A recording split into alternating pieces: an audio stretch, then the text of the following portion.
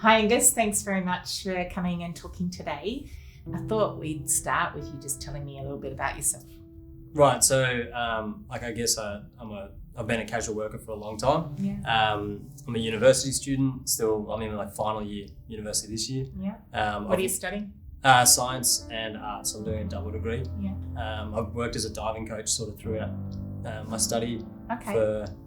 It was the job I had in high school. And So you're a good diver yourself?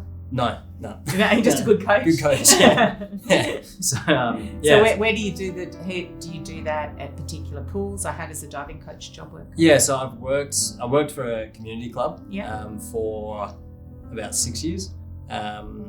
Moved from there to working for a state body. Yeah. And then since that I've stepped away from working for the state body. I just work for the schools directly now. So, okay. Yeah. So the schools employ you to do the diving coaching? Yeah. And have all those jobs been casual?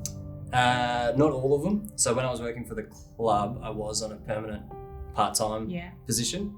But apart from that, so that would have only been a 2 or 3 year period. Okay. And since then it's all been casual. Wow. So do you know how many shifts you're going to get or how much you're going to work week to week? Have you got any idea about that? Yeah, it depends. Like the busy season for schools is term 1, so sort of Jan through March. And so I know I get a huge amount of work in that period. But then other than that, some programs will just drop off completely. Normally it's that sort of bulk of my work happens at the start of the year, and then I'll get little bits and pieces throughout the year. So when the pandemic hit, what were you doing? Were you doing the diving job? Yeah, so I was working as a coach for 3 schools in Victoria. And I also had an internship that I was doing part of my university degree. And then pandemic hit, and so one of the schools closed down relatively early. And then the school sport associations shut down all the competitions, which meant everything we'd been working for the year, like there was no sort of finish. And so those last 2 weeks leading into those competitions is where I get, we do longer hours when we're at competitions and stuff. So I lost a big bulk of my income. And that's a big bulk of, in fact, your annual income. Yeah, massive part of my annual income. So I actually, in the space of about 5 days, I lost the 3 jobs and an internship. That's really tough. How did it make you feel? Really vulnerable, because I had, my plan was there. I had planned to finish uni after the internship, planned to, make the money that I make during the year, and then all of a sudden that was just gone. Yeah, that's incredibly tough. How have you been able to get by? Who's supported you? The whole family's moved back into the family home, so that's sort of easy. That'd be interesting. Yeah, which has been really interesting.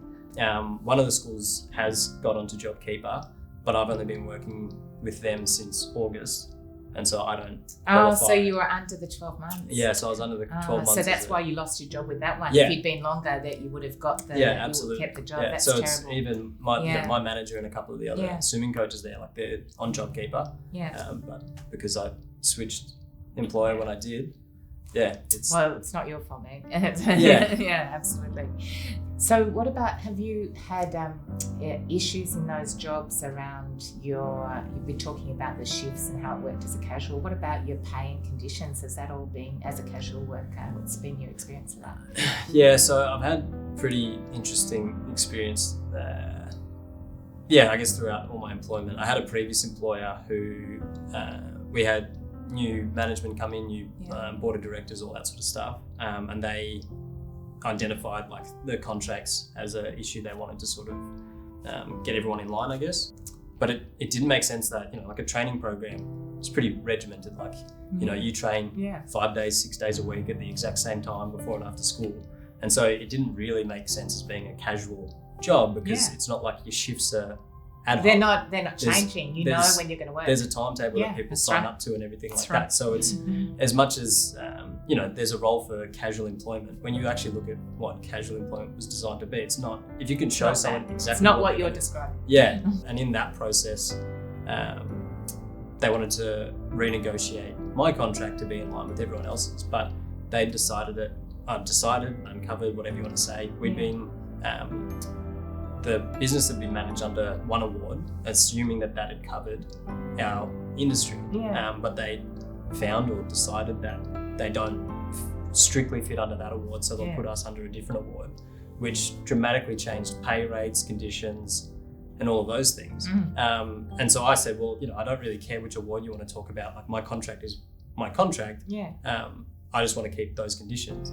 And that ended up in 18 months of contract negotiations.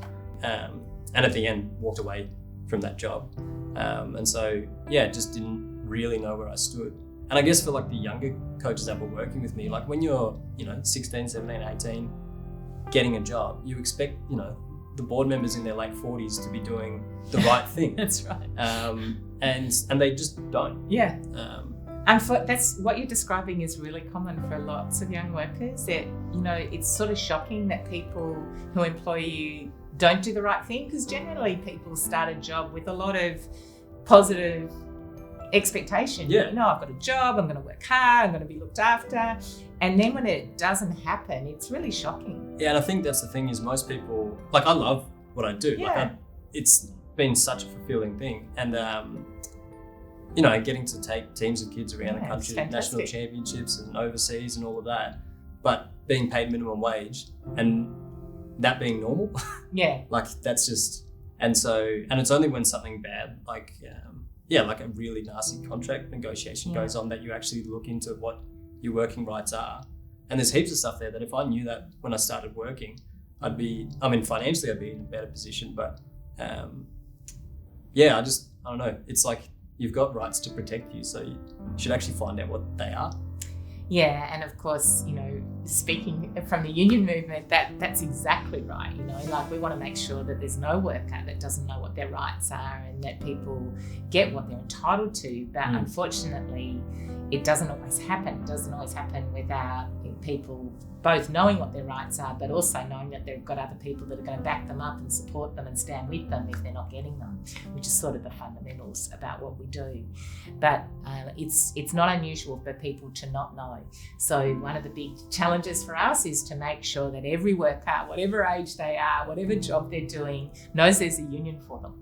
Yeah, and knows how to find them. Yeah, well, that's the thing. Like, I still don't know what union I'm covered by. Well, I know. Okay, so I'm going to tell you. So because you're working for independent schools, and that as a coach working in schools, there's a union that covers all of the workers that work in independent schools, and it's called, here in Victoria, it's the Victorian Independent Education Union nationally. It's the Independent Education Union. So that's a union that you don't have to be a teacher if you're doing other jobs but your employer is a school in the independent school system. That's the union for you. Yeah, right. So we'd love you to join. I've got all the details for you, but that's it's they definitely want to, and they really want to make sure. Sometimes people think unions just cover a particular job.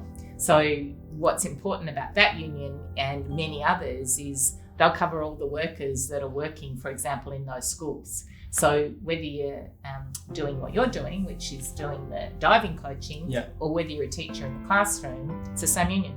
Well, I think, so the pandemic sort of shown me how precarious casual employment can be. And I've had great times being casual, but this year really showed me that, I got cut off right when I was going to make the bulk of my money for the year.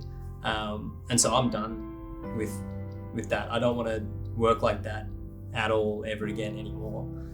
So hopefully when I finish uni, I'll get more of a sort of stable job. And wherever that ends up, like, I'll be in the union, because I just don't want to have to wait for something to happen to me to then look into my rights again. It just wants someone to sort of bounce off and say, hey, can you have a look at this? Does this seem all right? Is this what's normal? That's sort of done the legwork in advance. Well, we look forward to that, Angus. So, as I said, it'd be great to have you in the union movement. Thanks so much for talking to us today and telling us about what's been happening for you. And wish you all the best for the future. Thanks, Michelle.